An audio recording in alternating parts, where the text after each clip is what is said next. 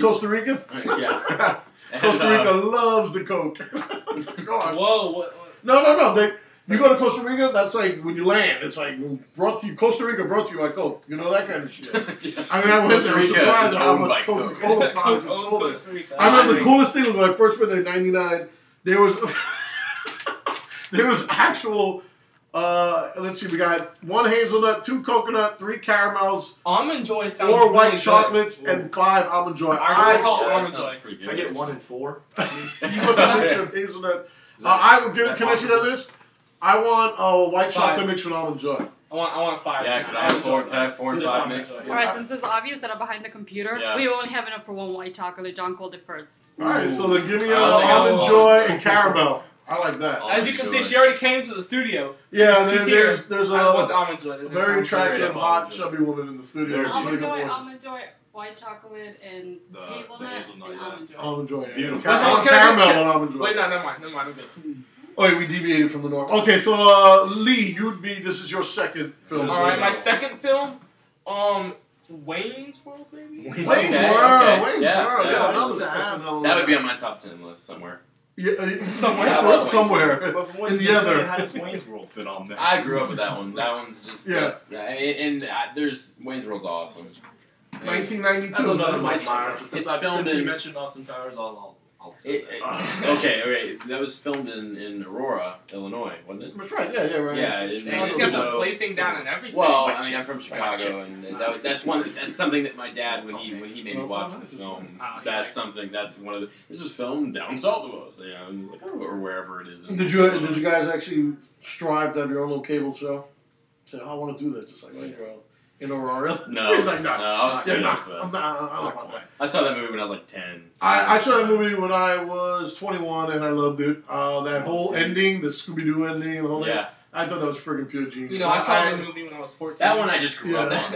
It's the movie you were 14. If I watch Wayne's World now, I don't know if I would enjoy it as much as I. Yeah, I just grew up on it. I dig the concept. I love now because I grew up on it. Yeah. I mean, I think it's, and obviously we're doing this basically the same shit. I dig that concept. I dig the cable access TV show. I mean, before Dun and Dunner did our original idea, which unfortunately was Tim and Eric's, but that's what we wanted to do. We wanted to do this 70s man show, just for men. But play it up, really surreal, very homoerotic. And then it was like one night we were talking about it and we were writing stuff, me and Delano, and then we watched Tim and Eric's awesome show, and I was like, balls. And that was it. It was going on right in front of us, so I was like, that's messed up. So, but I actually like that whole doing things like something like this, on the air, joking around. So that's why I like Wayne's World. And I actually thought that besides Austin Powers, I think that's one of his best characters of Wayne. Like, I mean, like you're saying, like in relation to all the other things that I've said I didn't like. Like, I mean, I think Wayne's World's got plenty of good dialogue, very quotable. I mean. Also very silly thing. There's lots of there's some slapstick in there, but I think for the most part, a lot of it's. I mean, the whole just like them being really into music. And just stuff like that. That appealed to me, and I always loved that. And I mean, I think there's a little bit more depth to that than like Austin Powers. It would be. I mean, I think than Austin Powers. I was gonna say there's a lot of the same. I mean, the breaking of the fourth wall. Talking to the camera. I mean, Austin does that subtly, but I mean, Wayne I think they're both really good. good. No, I like Wayne's World as well. Wayne's World 2 is actually pretty good too. But what would you call it? The Graduate references in Wayne's World 2 is really good. Yeah, I actually think that was really funny. I enjoyed that. And that's the other thing. There's a lot of reference. I mean, there's references in Austin Powers too, but like stuff that I actually understood in Wayne's World, which I was kind of like. I mean, I look back now, I was like, I didn't understand that when I was a kid. But yeah, I enjoy that. Like, there's just a lot of. I just love the movie. Always loved it. Jeremy, what would be your other film? What would be your second film? I pulled it up here. Strange Love would probably be somewhere near the top of my Dr. Strange Love. Oh, I was like, Strange Love? What the fuck is that? Sorry. Dr. Strange Love is definitely on my list. I actually watched that the first time a couple months ago, like less than for real? 3 or 4 months ago. Yeah, Shit, I got into a big Kubrick phase. He's now my favorite director, and so I'm a little bit biased when it came to Strange Love. I was like, I love everything else. I'm gonna love this. I just know it, and I've heard great things about it. I mean, so I watched it. and I just absolutely love that thing. It's brilliant.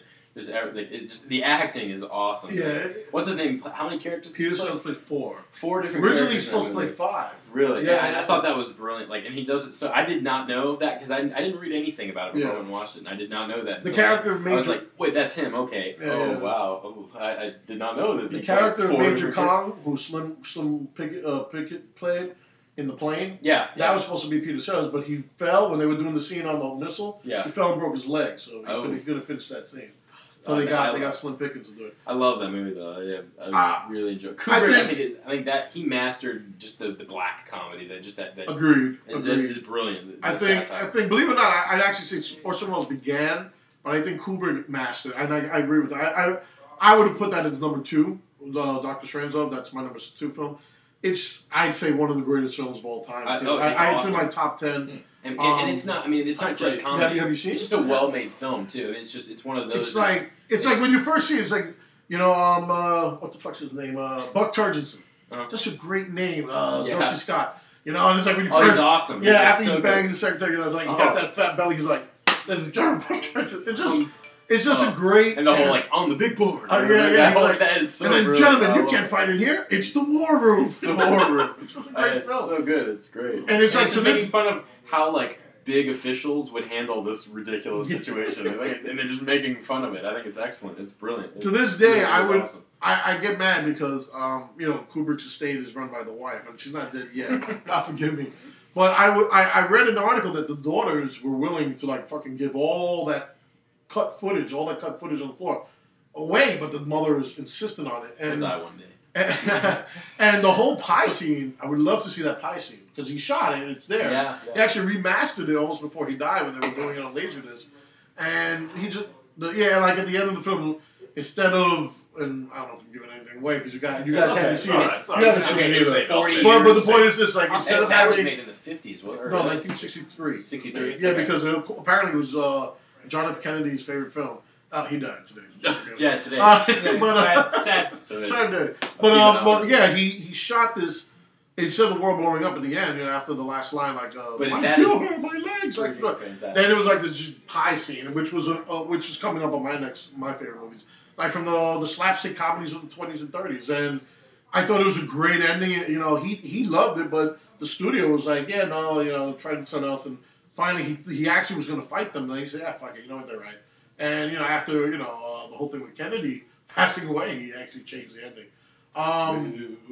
Well, I mean, you've never seen it, so what would you like to sit down and watch that? Yes, movie? Yeah. I don't know about you, but I think you'd appreciate it. Just it's silly too, but it's viscerally say I'm gonna appreciate it. I don't know. I will appreciate that movie. I'm gonna watch it again. Oh, he knows my taste. He knows my taste. But I think you'd appreciate. Yeah, you would pick up on the one-liners. The George Scott character is really cool. Yeah, I love really fun. He's chewing gum. I love the chewing gum. Oh, it's awesome. It's just it's great. The ending is just really funny. It's a great ending. Yeah. I love it. Yeah, and it's intense though. I mean, remember there was a scene called balls trying to get not 3 to 7 Days of May. Shit.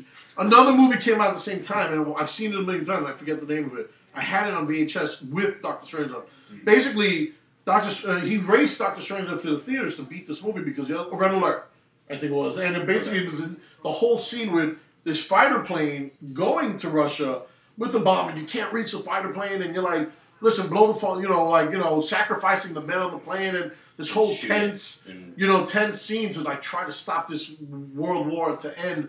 And it was like when you see the film, just totally making fun of it. Yeah, it makes fun of that whole notion, but it is kind of tense. You're like, watching the film, you're laughing, you're like, shit, I hope they blow the plane out of the sky because you don't want this to happen, but.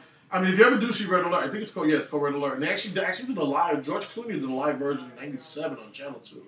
Or whatever you guys have here, I forget your channels. But it was a live version on TV, and it was really well done. It had Richard Dreyfuss, George Clooney, had Walter Matthau before he passed away, had all these great actors in it, and it was live. And really, really well done. But yeah, so I agree with him. I think Doctor Strange is one of the greatest films of all time. I mean, let's alone the comedy. So.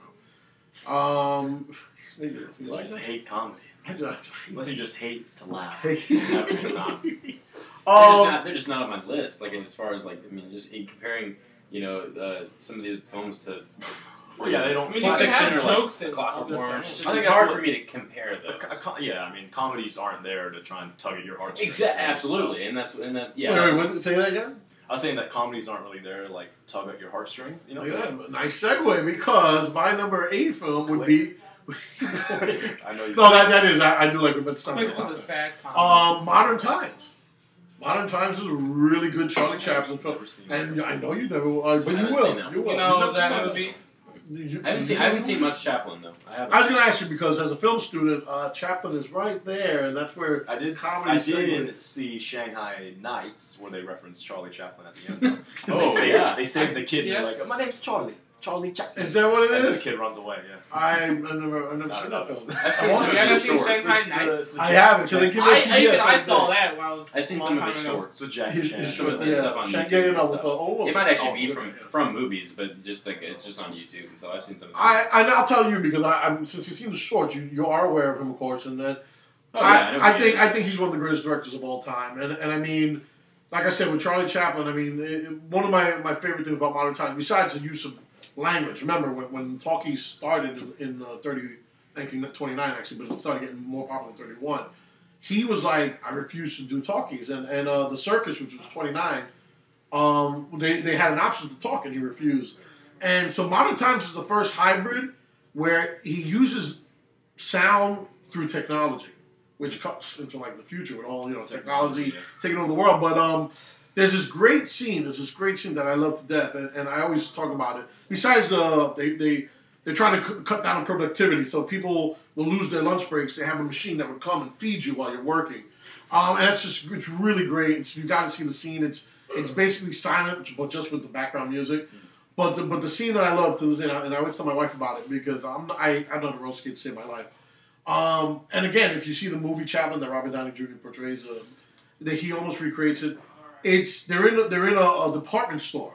He gets a job for a department store. It's a depression, and his girlfriend sneaks in with him, and they live there, and they have a good time.